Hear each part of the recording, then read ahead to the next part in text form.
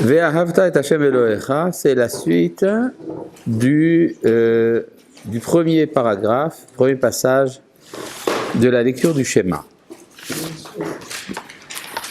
Remarquez que aimer Akadosh Baruch Hu, ça veut dire quoi aimer? Ça demande à être expliqué. Ça revient plusieurs fois dans la Torah qu'il faut aimer Akadosh Baruch Hu. Le problème, c'est que ce n'est pas formulé sous forme de mitzvah. Il n'est pas écrit Tzav et Bnei Israël, Ve'amarta alehem, Ve'ahavta. Nulle part il est dit ordonne aux enfants d'Israël d'aimer. Et pourtant, c'est une du mitzvot. Mais la formulation n'est pas sous forme de mitzvah. Pourquoi donc? Tout simplement, à cause du sens du mot schéma. Schéma, écouter et comprendre. Si tu as compris ce que veut dire Hashem Eloheinu Hashem Echad, la conséquence obligatoire, ce qu'on appelle en philosophie l'impératif catégorique, ça sera Ve'ahavta. C'est une dérivée inévitable. Si tu comprends ce que ça veut dire, Hashem Echad. Bon, ça c'est une possibilité. Il y a une autre possibilité, c'est d'aimer par intérêt. Regardez dans le deuxième passage du schéma. Ce sera si vous entendez les commandements que je vous ordonne aujourd'hui, contrairement à ce qui a été dit auparavant. Ce qu'il faut entendre, c'est que Dieu est un. Là, ce qu'il faut entendre, c'est les commandements. D'accord? Ça veut dire obéir aux commandements. Mais le verbe est le même verbe qu'on a vu avant. D'accord? Schéma. Et de sorte que les Ahavat Hashem Elohim Ulavdo, d'aimer l'Éternel votre Dieu et de le servir, etc. Alors, il y a une conséquence à ça. Oh, comme c'est gentil. Venatati metar artsechem beito. Je vous donnerai la pluie en son temps. Donc, il y a un intérêt. Donc, il y a ce qu'on appelle en français l'amour désintéressé et l'amour par intérêt. On a le droit de ça avec Hachem? Non, on n'a pas le droit. La Torah le dit, mais on n'a pas le droit. Qu'est-ce que je viens de dire ici? C'est un verset de la Torah, non? Bon. Donc, la Torah nous dit qu'il y a ce qu'on appelle faire les choses dans un but intéressé. En hébreu, des Chachamim, il y a un mot pour ça, l'olishma. Pas dans le but de la chose en soi, ça s'appelle shelo lishma. Et le problème, effectivement, que tu as soulevé, comment est-ce que la Torah nous encourage à agir de manière intéressée? D'accord? Il y a tout un problème. C'est que, par exemple, dans Maseret Avot, un des grands maîtres d'époque du deuxième temple, Antigonos, Ish Socho, dit « Al tiyu kavadim amshamshim et arav al menat lekabel pras » Ne soyez pas comme les serviteurs qui servent leur maître pour recevoir une récompense. Et donc, il semblerait que la Torah nous a fait un gros dégât en nous révélant les récompenses. La Torah dit, si vous faites ça, alors vous serez récompensé. Si vous faites le contraire, vous serez puni. Donc, la Torah nous gâche le travail. Puisque le mieux, c'est ce que nous a dit Antignos Issocho, c'est de faire les choses dans un but désintéressé. Oui? Hein? C'est grâce à ça qu'après on arrive à... Ah, donc, ce que tu dis, c'est, la pure vérité, c'est qu'on ne commence pas par le désintéressement. C'est le principe, chez Mitor, chez l'olishma, balishma. Quand on commence à agir dans un but intéressé, on en arrive finalement à être désintéressé. Mitor, chez l'olishma, balishma. Donc, c'est légitime. Non seulement c'est légitime, c'est probablement nécessaire. Il est impossible de commencer le travail de la vie dans un but désintéressé. Pourquoi est-ce qu'un enfant veut aller à la synagogue? Il y a des bonbons. D'accord? Et donc, le but désintéressé ne peut pas venir au départ. Donc, on peut dire que la Torah est d'accord. Bon, le mieux, c'est que tu fasses désintéressé, mais si tu ne peux pas, fais dans un but intéressé. Ça, c'est la première manière, la plus simple, de considérer le problème. Baruch atah Adonai, Eloheinu, melech haolam, shakol yabdoro. Mais, dans ce cas-là, ça voudrait donc dire que le deuxième passage du schéma n'est pas du même niveau que le premier. C'est possible. Mais on peut aussi comprendre ça comme ça. Vous connaissez l'histoire de Rabbi Zusha? Laquelle? Je sais pas. Ah, tu sais pas laquelle tu sais? Je connais, mais il a peur de mourir qu'on lui dise t'as pas été comme Douché. Ça, c'est une belle histoire, mais c'est pas de ça. Oui, tu connais? C'est la même. Ben non, c'est pas ça. Rabbi Zusha, il a plusieurs histoires. Il y a beaucoup d'histoires autour de Rabbi Zusha. Alors, une des histoires, c'est que un jour, une femme vient lui demander de prier pour qu'elle ait un enfant. Alors, évidemment, il prie pour qu'elle ait un enfant. Pendant sa prière, il entend une voix du ciel qui lui dit « Zusha, je ne veux pas que... Arrête de prier parce que je ne veux pas qu'elle ait un enfant. » Que fait Reb Zusha? Il continue sa prière, évidemment. Chacun son travail, Kadosh Baruch Hu, il lui dit « Ne le fais pas, mais lui, il dit « Moi, je le fais. » Alors, il continue, et alors il entend une voix du ciel qui lui dit « Attention, Zusha, parce que si tu continues à prier, elle aura un enfant. Mais toi, tu n'auras pas ton Olam Haba. » Rabbi Zusha, tout content, devenant lévovitchien, comme le professeur de Yeshua Lévovitch, j'ai dit je vais faire donc les choses dans un but totalement désintéressé. C'est encore mieux de faire pour ne pas recevoir le Olam Haba. Donc il continue sa prière, et il entend une voix qui lui dit fais attention, si tu continues ta prière, elle aura un enfant, mais tu auras quand même ton Olam Haba. Et je suppose, l'histoire ne le dit pas, mais je suppose qu'il a continué sa prière.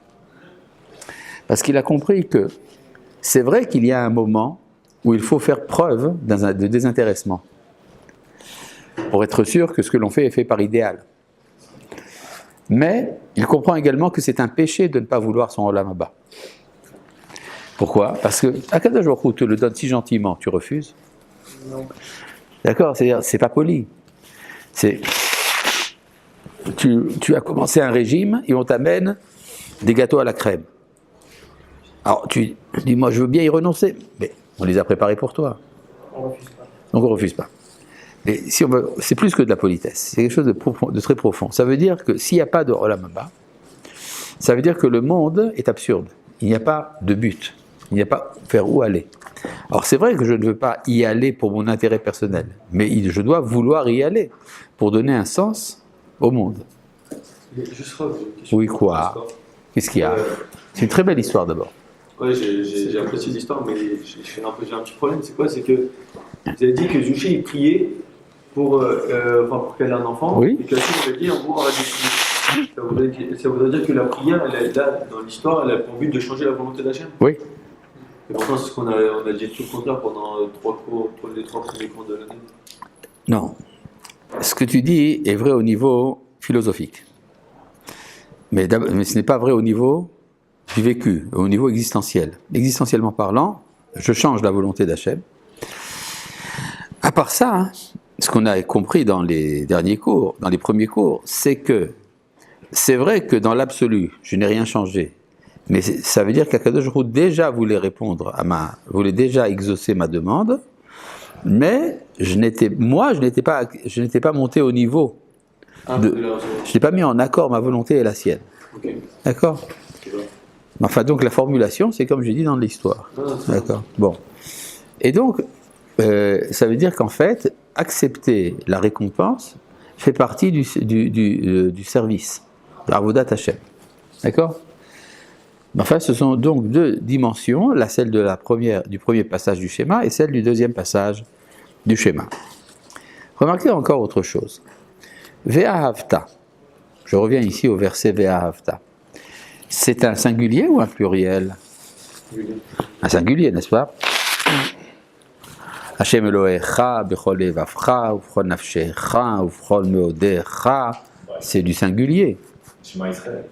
Shema Israël, c'est du singulier. Ah oui, d'accord, j'ai rien contre. C'est très bien que ça aille ensemble. Maintenant, ce que je me demande, c'est par rapport au deuxième passage. Ve'aya im shamoa tishme'u. Tishme'u, c'est un singulier ou un pluriel? Un pluriel. Asher anochi metzaveh etchem.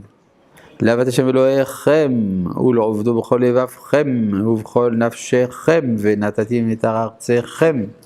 Tout ça, c'est du pluriel. Donc il y a une différence entre les deux passages, singulier et pluriel. Quoi? C'est pas au même endroit. C'est pas au même endroit dans la Torah. Si c'était au même endroit, ça serait imprimé l'un sur l'autre. Hein? Il est impossible d'écrire deux passages l'un sur l'autre. Il parle juste à Israël. Non, tu veux dire que c'est pas collé l'un à l'autre. C'est vrai. Ça, c'est dans le chapitre Vav de Devarim, et ça, c'est dans le chapitre Yud Aleph de Devarim. D'accord? Donc, il y a une différence de quelques chapitres entre les deux. On pourrait changer je ne sais pas ce qui se passe entre temps. Qu'est-ce qui se passe entre temps? D'accord. Mais en tout cas, on voit qu'il y a une différence. Oui? C'est-à-dire le premier, c'est. Au singulier, le deuxième au pluriel. Le premier, il parle à Israël, le peuple, et le second, il parle à Israël, mais individuellement. Chaque individu. Oui, on peut dire comme ça, effectivement. Souvent, il y a un passage du singulier au pluriel, parce que le singulier, c'est la collectivité, et le pluriel, c'est les individus. D'accord? C'est bizarre ça. Quoi? C'est bizarre quand même. Pourquoi c'est bizarre? On peut dire ça. Okay. On peut le dire, mais je trouve ça. Pourquoi? Par exemple, regarde dans la paracha de Re'e, dans le livre de Devarim. Re'e, Anochi noten lifnechem. Vois, je donne devant vous. Alors, vois, c'est dit au klal. Anochi noten lifnechem, c'est comment ça se subdivise en chacun. D'accord? Il y a ce genre de choses. Quand la Torah dit, par exemple, lors des 10 commandements, Anochi Hashem Elohe Cha. Donc, à qui la Torah s'adresse-t-elle? À qui Dieu s'adresse-t-il là-bas? Au klal. Je t'ai fait sortir d'Égypte. C'est pas l'individu, c'est la nation qui est sortie d'Égypte. D'accord? Bon. On peut continuer? Très bien.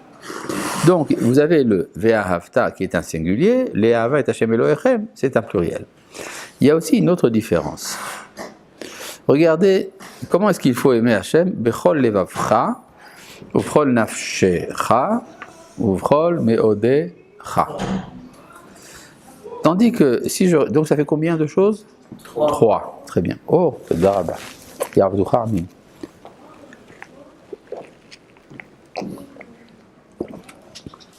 La chaleur.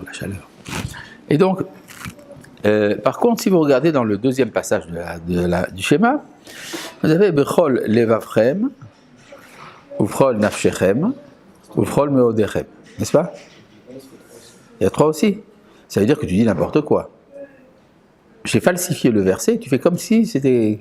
Mais en fait, tu es une bonne poire, tu acceptes que je change le texte. Dans la Torah, il y a écrit Bechol levavchem, uvchol nafshechem. Il n'est pas écrit uvchol meodechem. Certains qui le disent. Ah, certains le disent. D'accord, il y a une version comme ça, je suis prêt à acheter cette version du Sidour qui m'intéresse. Je l'écrirai bientôt. D'accord, bon. Et donc, le problème, c'est pourquoi là, il n'y a pas écrit Bechol Meodecha. Alors, il faut comprendre que veut dire le Bechol Meodecha. Le Bechol Meodecha veut dire de tout ton avoir, de tout ce que tu possèdes. C'est-à-dire, tu dois être prêt même à sacrifier tes biens pour l'amour de Dieu. Comment? Quoi, C'est écrit dans ma Sanhedrin. Qu'est-ce qui est écrit dans ma Sanhedrin? C'est écrit justement que dans. Pourquoi il y a écrit du Chol Meodecha? Afilo notel et mamoncha. C'est pas dans Sanhedrin, c'est dans Brachot, mais c'est pas grave. C'est qui écrit ça dans ma Sanhedrin? C'est aussi dans Sanhedrin? Bon, alors c'est dans Sanhedrin, évidemment. C'est simplement pour voir si tu te rappelais. En tout cas, donc, l'amour de Dieu implique la possibilité de renoncer même à ses biens. Mais si vous regardez dans le deuxième passage, dans quel but je vais servir Dieu? D'avoir la pluie. Donc je fais ça pour avoir la pluie, donc pour avoir de quoi manger. Donc je ne suis pas prêt à renoncer à mes biens. Donc c'est Bechol Avchem, mais c'est pas Bechol Meodechem. D'accord? Bon, à partir de là, il y a tout un passage de la Gemara qui est sujet à une controverse entre Rabbi Chaim de Volojine et le Khatam Sofer. Le passage en question, c'est dans Masechet Brachot, page Lamed Vav, Amoud Bet. C'est une marloquette pour savoir est-ce qu'on doit travailler ou seulement étudier la Torah. La Medhé, vous avez dit Amoud Bet? La Medhé Amoud Bet. De quoi s'agit-il? Alors c'est un passage dans Berachot. Où est-ce que c'est écrit? Là, il y a ici Berachot. Il doit bien avoir un Berachot ici.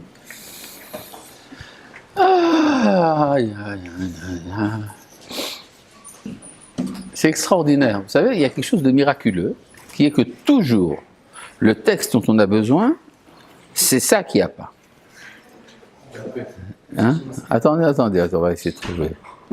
Berachot. Non, là, il n'y a pas.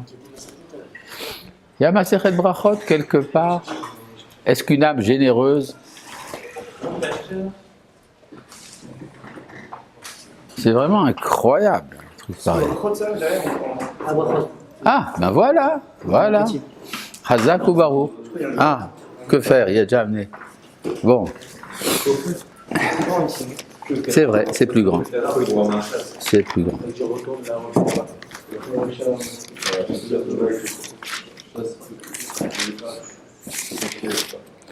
Alors, qu'est-ce qu'il dit là, le texte?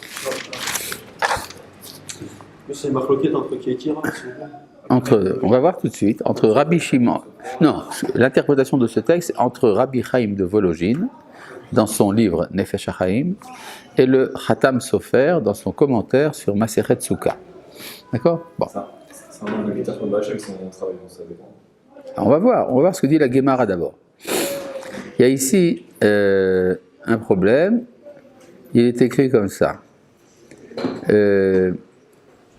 Tanu Rabanan, nos sages ont enseigné. Ve'asafta deganecha ma talmud lomar.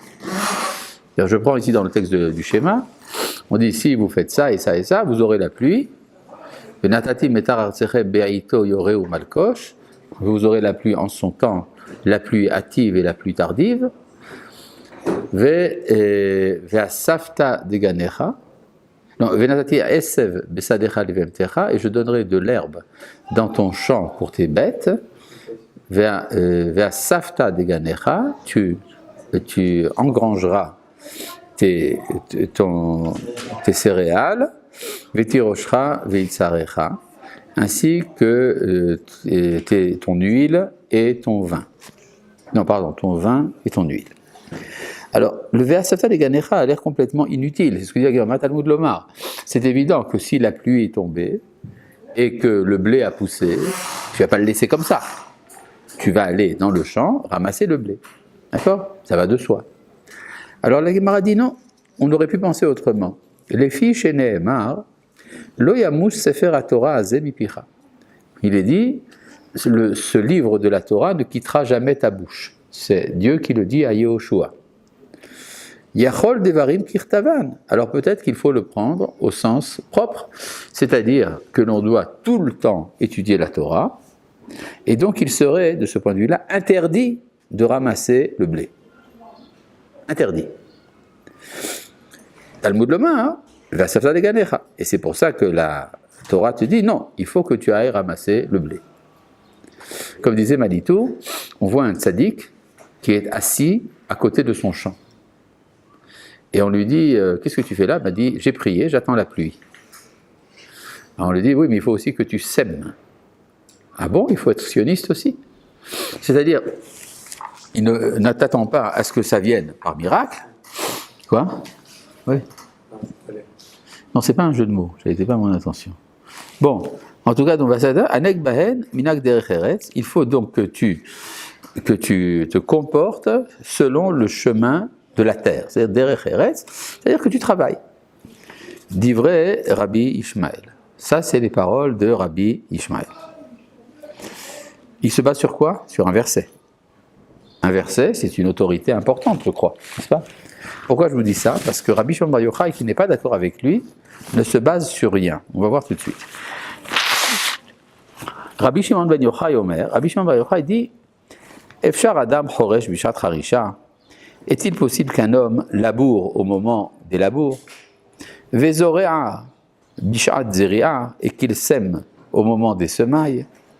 Vekotzer Bishat Ketzira, et qu'il moissonne au moment de la moisson? Vedash Bishat Disha, et qu'il la douche en français ça veut dire écosser au moment de l'écossage. Vezore Bishat Aruach, et qu'il vanne au moment du vent. D'accord? Torah Matea Alea. Qu'est-ce qu'il en sera de la Torah? D'accord? Surtout s'il vanne. D'accord? Et donc, et là, mais il faut comprendre ça comme ça. Bisman chez Israël aussi Mretsono shel Makom, lorsque Israël font la volonté de Dieu. Mais l'artan na'aset al-yedei acherim. Leur travail est accompli par les autres. C'est quoi les autres? Les goïms. Chez Nehemar, ainsi qu'il est dit, ve'amdu zarim ve'ra'u tzonchem. Ainsi qu'il est dit, des étrangers se lèveront pour faire paître vos troupeaux. Hein? On doit faire travailler les goyim pour nous. Non, les goïms viendront par eux-mêmes. C'est-à-dire les goïms disent, ah, c'est dommage, et continuez à étudier la Torah, on va s'occuper de vos champs. C'est ce que dit Rabbi Shimon. Et ils nous nourrissent aussi. Hein? Ils nous nourrissent aussi. Quoi? Ils nous nourrissent aussi. Est-ce qu'ils vont faire le pain? C'est-à-dire, ils vont récolter le blé, ils vont en faire du pain, ils vont l'amener au Beth Midrash, ils disent, ouais, est-ce que vous voulez bien en prendre? D'accord? C'est ça que dit Rabbi Shimon. D'accord? Bon. Uvizman, chez En Israël aussi Bretson Shel Makom, mais lorsqu'Israël n'accomplit pas la volonté du Créateur, mais l'artan na'aset al-yedei atzman, leur travail est fait par eux-mêmes. Chez Nehemar, ainsi qu'il est dit, tenez-vous bien quel verset, Ve'asafta deganecha, tu amasseras ta récolte. Ce qui est absolument incroyable. C'est-à-dire, pour Rabbi Shimon Bar Yochai, ce verset du Kriyat Shema parle d'une situation dans laquelle on ne fait pas la volonté de Dieu, alors qu'il y a écrit Imshamwa Tishmoel Mitzvotai. Et Rabbi Shimon, il connaissait ce texte. Bon. Ce qui pose un problème. Velood, et non seulement cela, et là, chez Melechet Acherim, là, c'est Aliadam. Et alors à ce moment-là, même plus que ça, le travail des autres est fait par eux, chez Nehemar, ainsi qu'il est dit, Ve'avadeta et toivecha, tu serviras tes ennemis. Oui. D'accord, ça ne tient pas la route, donc. Qu'est-ce qu'il veut dire? La question est très bonne. Cette question est posée par Rabbi Chaim de Vologine lui-même. Oui? Quoi? Il a aussi un accord. Oui, mais dire que ce verset se rapporte quand Israël ne fait pas la volonté de Dieu, ça, il faut savoir d'où est-ce qu'il a été cherché tout ça. D'accord? Bon. Vous savez? Quoi? Vous savez? Oui, je sais. D'accord, je sais, mais on va vous expliquer. Léat. D'accord? Il y a l'interprétation de Rabbi Chaim de Vologine, l'interprétation du Khatam Sofer, et on va voir ce que ça va donner. D'accord? Bon. Amar Abaye. Alors Abaye dit, Abaye c'est beaucoup plus tard. Rabbi Shimon Bar Yochai, c'est 3 générations avant la rédaction de la Mishnah. Abaye, 4e génération des Amorim. Donc il y a 7 générations entre Rabbi Shimon Bar Yochai et Rabbi Ishmael et Abaye. Donc on voit que c'est un texte beaucoup plus tardif. Maintenant, pourquoi je vous dis ça? Parce que d'après Rabbi Shimon Bar Yochai, qui c'est qui doit travailler à la place des Juifs? Les Goïms. Est-ce que Rabbi Shimon Bar Yochai a envisagé une division de la société d'Israël en 2 parties, ceux qui travaillent et ceux qui les alimentent? Non, d'accord? C'est-à-dire, il dit soit tout Israël travaille et les goïms travaillent, ou tout Israël ne travaille pas et c'est les goïms qui font le travail. D'accord? Bon. Dans le Tanakh, on a déjà fait ça, quoi. Quoi? Ce que vous venez de dire, une division dans Israël avec la moitié qui travaille et la moitié qui. Ah oui, ou ça?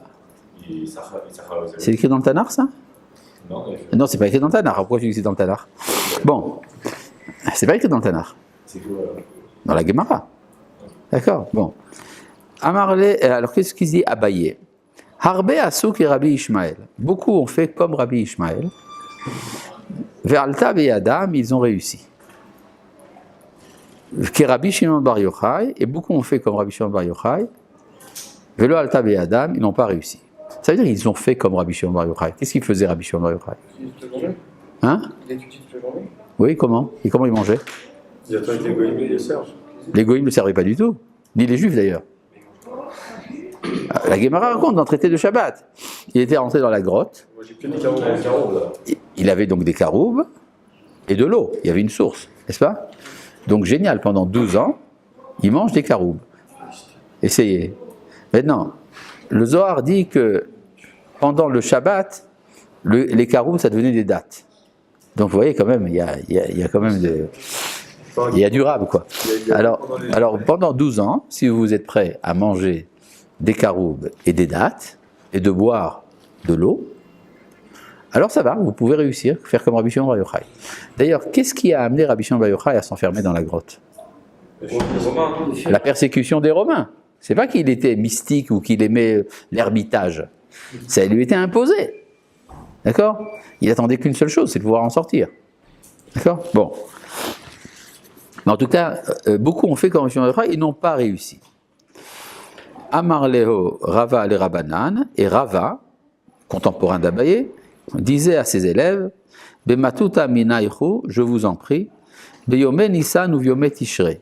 Au temps de Nissan et de Tishrei, c'est-à-dire à l'époque des travaux agricoles, la titchazu kamae, ne venez pas chez moi. Qui est créé de la titardu bimzonaychu kuloshata, pour que vous ne soyez pas occupés à votre parnassa pendant toute l'année. Donc il travaillait donc 2 mois sur 12.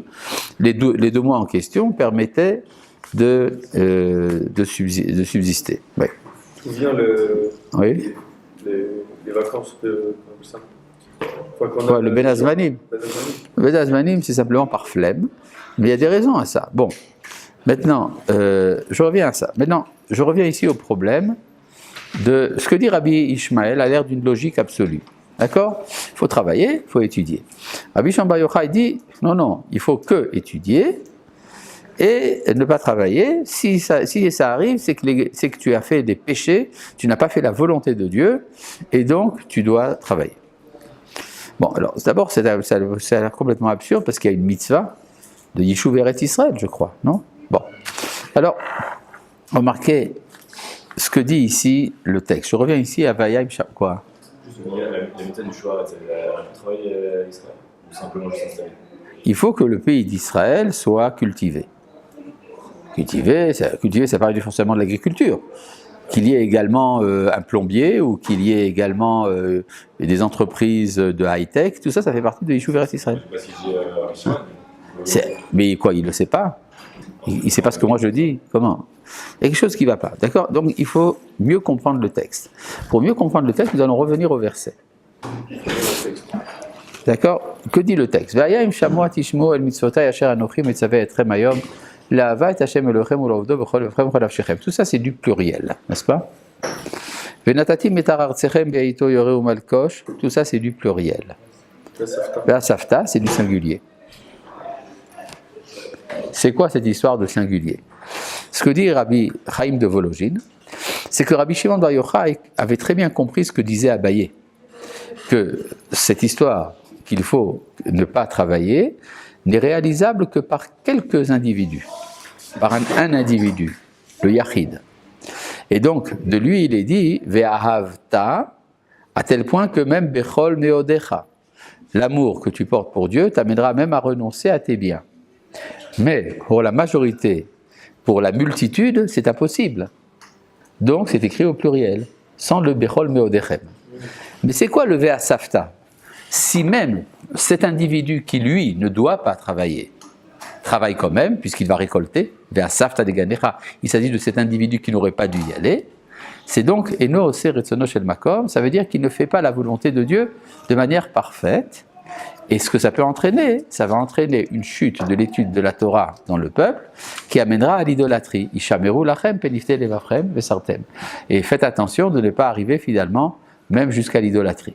D'accord? Ça c'est l'opinion de Rabbi Chaim de Volojine. Donc, pour Rabbi Chaim de Volojine, la société d'Israël doit s'organiser de telle sorte qu'il y ait quelques individus qui sont consacrés entièrement à l'étude de la Torah et la majorité du peuple travaillera et étudiera.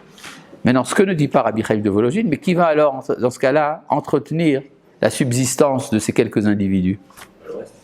Ah oui, ça c'est pas dit dans le texte. J'ai un autre exemple du collège, je pense, c'est peut-être qui dit les Lévites. Oui, mais tout ça, attention, c'est pas dit ni dans le texte ici, ni dans Rabbi Chaim de Volojine. Je voudrais vous rappeler quelque chose. Rabbi Chaim de Volojine a été le fondateur de la yeshiva de Volojine, qui est la matrice de toutes les grandes yeshivot aujourd'hui en Israël. Et à Volojine, donc, ce que faisaient les gens, ils étudiaient toute la journée. Mais qui c'est qui entretenait la yeshiva? Rabbi Chaim de Volojine lui-même. Il avait une entreprise de textile, qui était d'ailleurs dirigée par sa femme, et tous les bénéfices étaient pour entretenir la yeshiva. Il n'a donc jamais demandé au public de faire ce travail. D'accord? C'est important de savoir ça. C'est-à-dire l'histoire du Kollel, c'est quelque chose de beaucoup plus tardif, quelque chose comme 50, 60 ans plus tard, après la fondation de la yeshiva de Vologine. D'accord? Bon. En tout cas, c'est ce que dit Rabbi Chaim de Vologine. Qui n'est pas d'accord? Le Khatam Sofer. Oui. Quoi? Hein? Moi aussi. Toi aussi, tu n'es pas d'accord. Mais pour ne pas être d'accord, il faut avoir sur quoi s'appuyer. Je regarde un argument. Les Lévines, ou même les Kohanim, Oui. c'est des ouvriers par le reste. C'est pas tout à fait comme ça. C'est vrai qu'ils avaient les Trumot et Measrot, mais ils avaient également leur jardin dans leur ville. Les villes des Kohanim, ils avaient quand même. D'accord.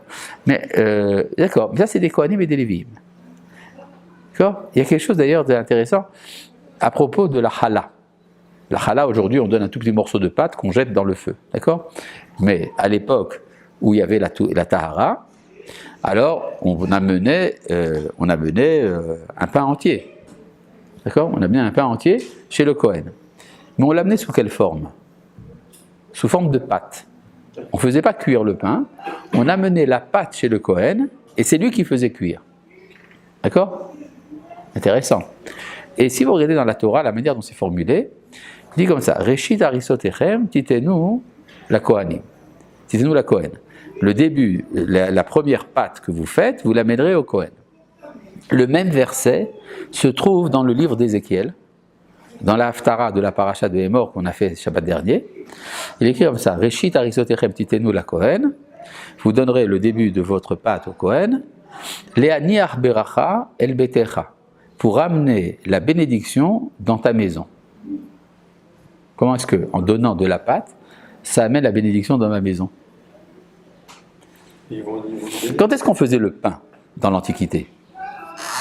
Tous les jours. Tous les jours.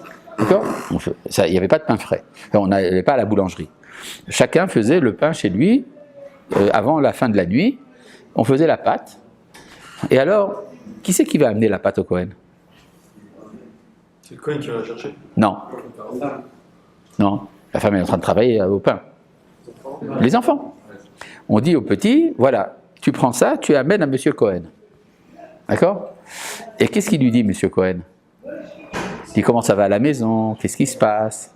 Il lui dit des livrets Torah, etc. Il y a un contact permanent avec l'étude de la Torah du Cohen, ce qui amène la bénédiction dans la maison.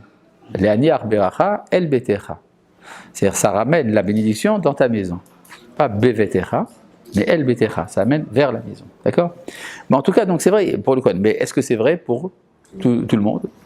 Alors, ce que dit le Khatam Sofer. Le Khatam Sofer dit autrement. Il dit, il n'y a pas de marloquette véritablement entre Rabbi Shimon Bar Yochai et Rabbi Ishmael.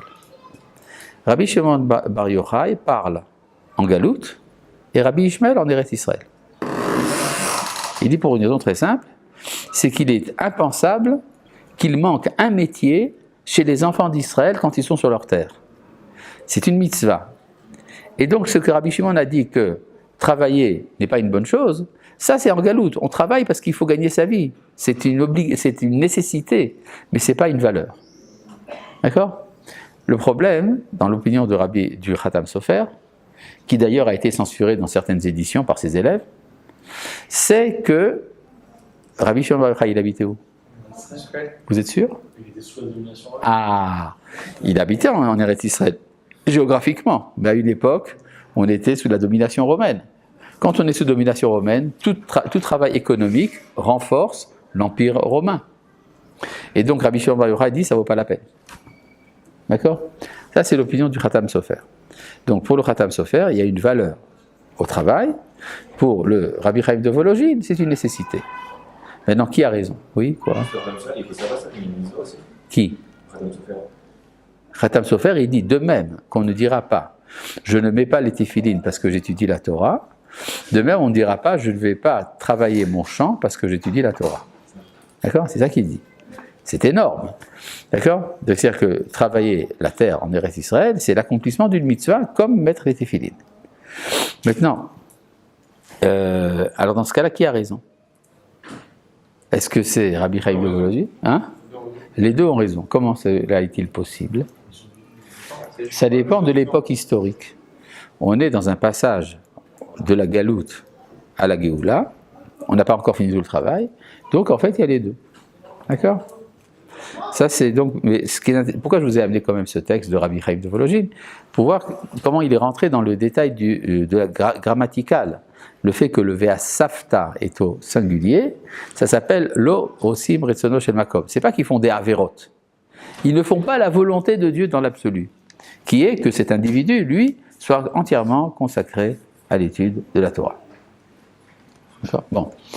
Ça, c'était pour commencer. Maintenant, je reviens maintenant à... Quoi ? Qu'est-ce qu'il y a ? Un problème ? Non, aucun problème. Bon, alors maintenant, pourquoi aucun problème ? Bon, revenons donc maintenant au premier passage, le Vea Hafta. N'est-ce pas ? Tu aimeras. Vea Hafta et Hashem Elohecha, bechol evavcha v'chol nafshecha v'chol modecha.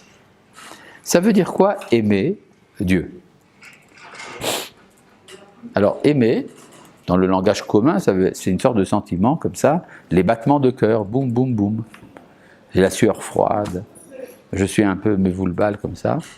J'aime. D'accord ? Bon. Mais est-ce que c'est ça que ça veut dire pour Hachem ? Alors, regardons un peu dans Maïmonide, dans Ilchot Teshuvah. Combien vous mettez pour qu'il n'y ait pas le Ilchot Teshuvah maintenant ? 5 euros, je suis sûr qu'il est là. Ouais. Enfin, Hein, il y a ? Il y a le Mada ici ? Non. Sur le téléphone. Ah, voilà. Donc il y a. Il y a. Donc, ça dépend combien vous avez misé aussi. Bon. Ouais. Alors, dans Ilchot Teshuvah, pour faire un tête peut-être. hein ? Faire un tête peut-être. Non, ça va. Dans Ilchot Teshuvah, dans le chapitre 10, évidemment.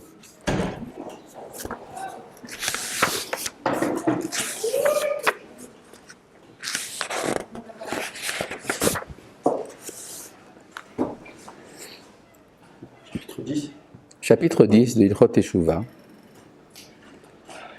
au Halacha Vav. Davar Yadoua Uvarur, c'est une chose connue et claire. Qu'est-ce qu'il y a ?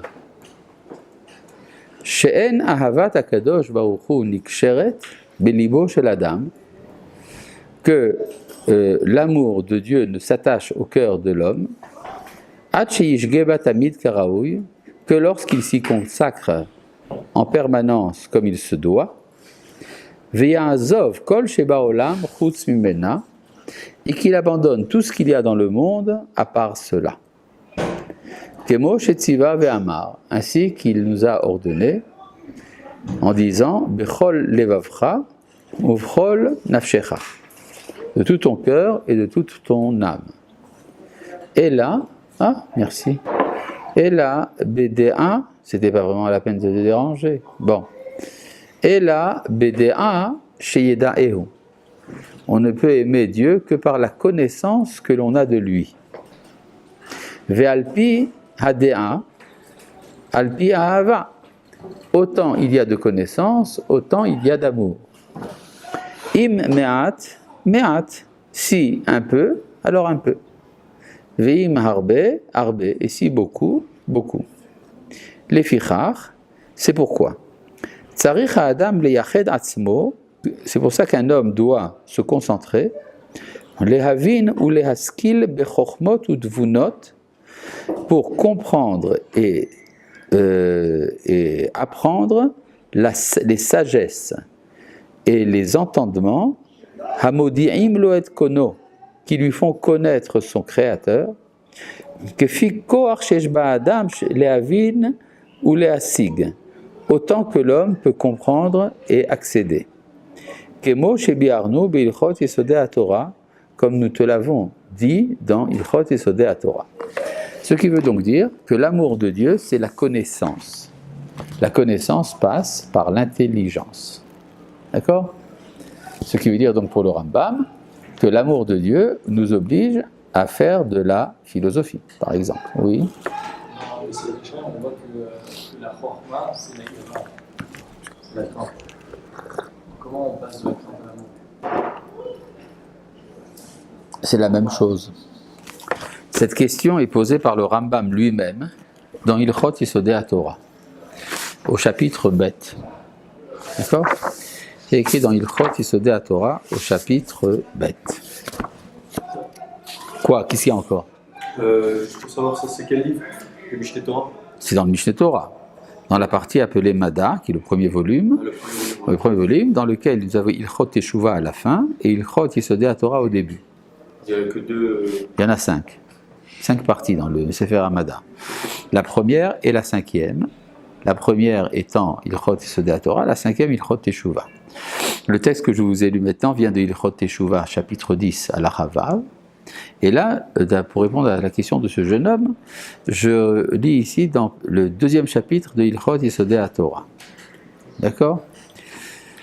Et comme ça, Ha'el Anirbad ve'anora hazeh, ce Dieu vénérable et redoutable, mitzvah le ahavo, c'est un devoir de l'aimer, ou le'ira mimenu, et de le craindre. Chez Nehemar, ainsi qu'il est dit, ve'ahavta et Hashem Elohecha, il est dit tu aimeras l'Éternel ton Dieu. Ve'nehemar, et il est dit aussi, et Hashem Elohecha tira, l'Éternel ton Dieu, tu le craindras. Ce qui a l'air contradictoire. Question du Rambam. Comment fait-on pour l'aimer et le craindre? Ce qui semble vouloir dire, comment est-ce qu'on peut faire les deux à la fois? C'est-à-dire non seulement comment on le fait, mais comment est-ce qu'on le fait à la fois? Alors Rambam nous donne ici une réponse.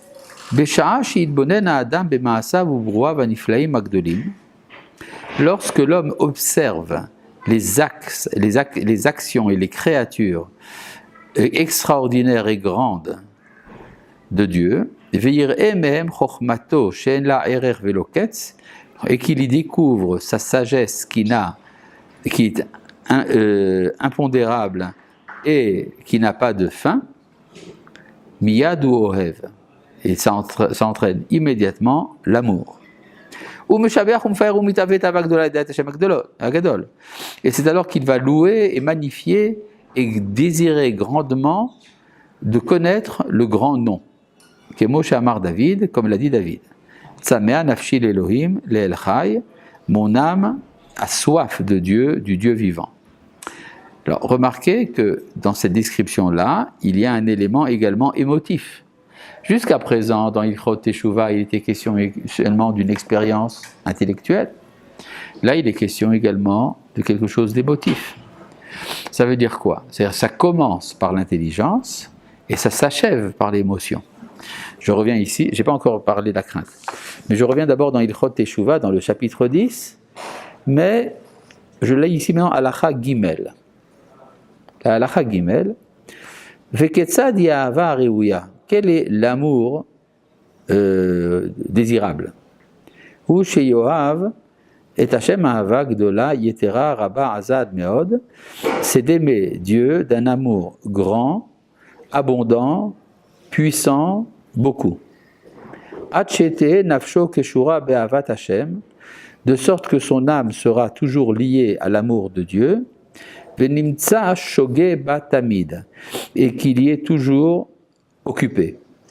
Ke'ilu Choli Ava, comme ceux qui sont malades d'amour.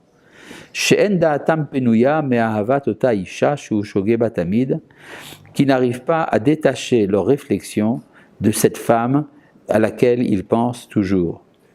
Ben beshifto ben bekumo, quand il est assis ou debout. Ben beshash ou ochel veshote, ou même quand il boit et qu'il mange et qu'il boit. C'est-à-dire, vous savez, un amoureux ne fait pas très attention à ce qui se passe. Il a l'air un peu dans les vapes, un peu ivre. D'accord? Oui. Encore plus que ça sera l'amour de Dieu dans le cœur de ceux qui l'aiment. Shogim batamid, ils y pensent tout le temps.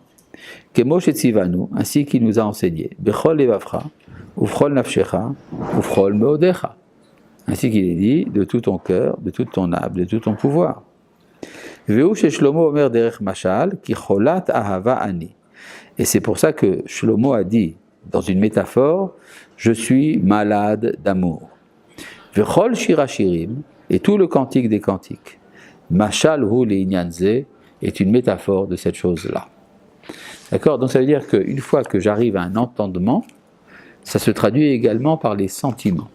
Mais ça, c'est bon pour l'amour. Qu'en est-il de la crainte? Je reviens à Ilchot Yesodei HaTorah. Juste là, Oui, quoi encore? avant qu'on parle de la crainte, j'ai une question. Est-ce que par rapport à la femme, il y a, une tradition rabbinique d'aimer, enfin D'aimer sa femme, c'est une bonne idée, oui, c'est une très bonne d'aimer idée. sa femme, mais comme on aime Dieu. Ah, ça c'est un texte intéressant, ça se trouve chez Rabbi Eliyahu de Vidas. Rabbi Eliyahu de Vidas, l'élève de Rabbi Moshe Cordovero, dans son livre Reshit Chochma, raconte une histoire au nom de Rabbi Yitzhak de Minakko. Il raconte l'histoire d'un roturier, c'est-à-dire un simple individu, qui voit passer devant lui la fille du roi, qui est resplendissante, la princesse la plus belle du monde. Et il dit, est-ce que nous pouvons nous rencontrer? Il dit, au cimetière. Genre, quand tu seras mort. D'accord? Au cimetière, on se rencontre. Mais lui, il prend ça au sérieux. Il va au cimetière, il attend la fille du roi. Et le temps passe, et les années passent, mais lui, il est amoureux de la fille du roi. Et à tel point que son amour se transforme en amour de Dieu. C'est pour ça que Rabbi Eliyahu de Vidas disait, si on n'a pas aimé une femme, on ne peut pas aimer Dieu. Hein? C'est magnifique. C'est beau, hein? Bon, d'accord. Donc je reviens, tu voulais une belle histoire, tu l'as trouvée. Maintenant, ça se discute. Est-ce qu'on peut effectivement aimer Dieu dans la femme et elle aimerait Dieu dans son mari? Qu'est-ce que ça veut dire exactement? Ce genre d'érotisme, en fait.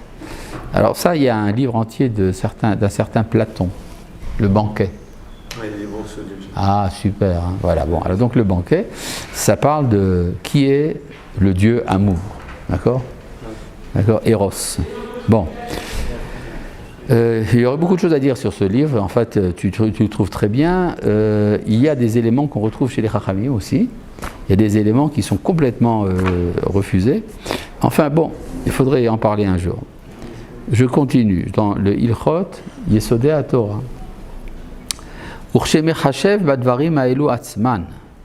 Et lorsqu'il il donne sa réflexion sur ces choses-là elles-mêmes, Miyad ou nirta le'achorav, il se recule immédiatement.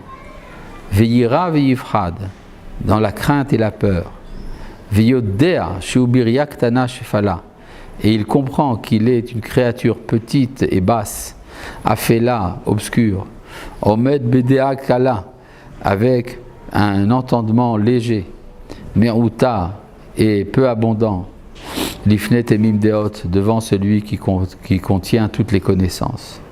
Kemo she'amar David, ainsi qu'a dit David, qui shamecha, lorsque je vois tes cieux, ma enosh ki tizkerenu, qu'est-ce que l'homme pour que tu t'en souviennes? D'ailleurs, ce texte a été récité par les astronautes américains quand ils sont arrivés sur la Lune. Ils ont récité Tehilim, chapitre 8. C'est juif? Ouais. Non, c'est Goy. Non, mais ils ont lu Tehilim. Ouais. Bon. D'ailleurs, ils sont persuadés, les chrétiens, que Tehilim est un livre chrétien. Une fois, un curé a dit à mon grand-père, c'est beau le judaïsme, mais vous n'avez pas les psaumes. Les psaumes. D'accord, bon. Bon. Ou les filles advarim aelou, c'est selon ces choses-là. Donc c'est pour le Rambam, l'amour et la crainte sont simultanés, ça va ensemble. Les filles advarim aelou anim ever kelalim gdolim mimaaser ribon haolamim. C'est pourquoi je vais t'exposer de grands principes des actions du maître des mondes. Kedé shiu petach lamevin le'ehov et Hashem, afin que cela serve d'introduction à celui qui comprend pour aimer l'Éternel. Kemo she'amu chachamim binyan ahava, comme on dit les chachamim à propos de l'amour, shemitor kach ata makir et mi she'amar vaya olam, à partir de là, tu connais celui qui a dit et qui a créé le monde. Alors, à cause de ça, le Rambam donc donne ici 3 chapitres très longs, dans lesquels il fait un résumé de toutes les connaissances physiques, métaphysiques et psychologiques de son époque. Il lui dit de quoi a l'air le ciel, de quoi ont l'air les étoiles, etc. etc. D'accord ? C'est-à-dire que pour le Rambam, la connaissance du monde amène à la connaissance du maître du monde. Pour le Rambam. Hein ? Et donc à l'amour et à la crainte. Exactement. C'est-à-dire que la crainte fait partie de l'amour, en vérité. C'est-à-dire qu'il y a ici un accent donné plus sur l'amour que sur la crainte. C'est-à-dire craindre, c'est une façon d'aimer.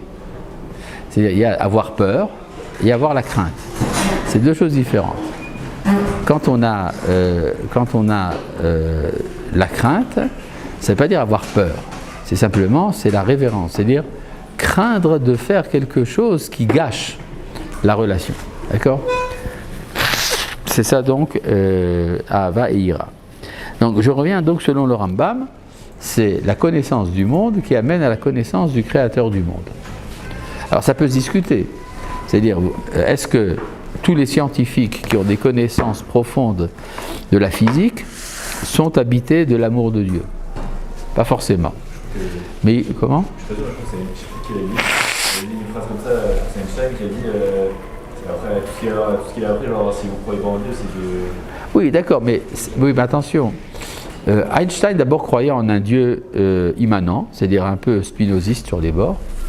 Mais à part ça, ce dont parle le Rambam, c'est en deuxième chapitre. Il y a le premier chapitre qui est la connaissance de l'existence de Dieu. Une fois que vous avez cette connaissance, alors il y a comment l'aimer. Mais s'il n'y a pas cette connaissance, alors toutes les connaissances physiques du monde n'amèneront pas à l'amour. D'accord ? Mais par exemple, vous avez des ingénieurs qui, par connaissance de la science, sont arrivés même à devenir des kabbalistes. D'accord ? Il y en a un dans la salle. D'accord ? Bon. C'est ça donc Ve'ahavta pour le Rambam. Certains vous diront non, la connaissance ça passe par l'étude de la Torah. Quelle partie de l'étude de la Torah? Essentiellement la partie de la pensée juive, c'est-à-dire Haggadah. Et bon, ça peut se discuter dans un sens ou dans l'autre. En tout cas, si c'est vrai, donc le Ve'ahavta, d'après le Rambam, implique toute la connaissance scientifique. Donc la connaissance scientifique, c'est une mitzvah, d'après le Rambam. Oui. Du coup, est-ce que nous aussi on est obligé de passer par là? Alors ça c'est tout un débat, parce que de nos jours, enfin depuis quelques siècles déjà, la science et la métaphysique se sont détachés l'un de l'autre. Il y a un texte du Rav Kook dans le Shmona Kvatzim qui dit « Si la science moderne s'enorgueillit de s'être libérée de la métaphysique, il faut également qu'elle sache que la métaphysique est heureuse de s'être débarrassée de la science. » Parce que jusqu'à un certain temps, les théories scientifiques étaient jugées par l'Église. Est-ce qu'elles sont cachères ou pas cachères? Tandis que là, nous dégageons totalement la connaissance du scientifique. Alors a priori, on n'en aurait pas besoin.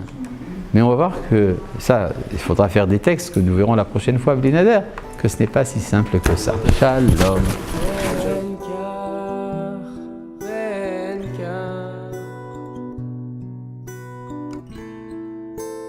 חיים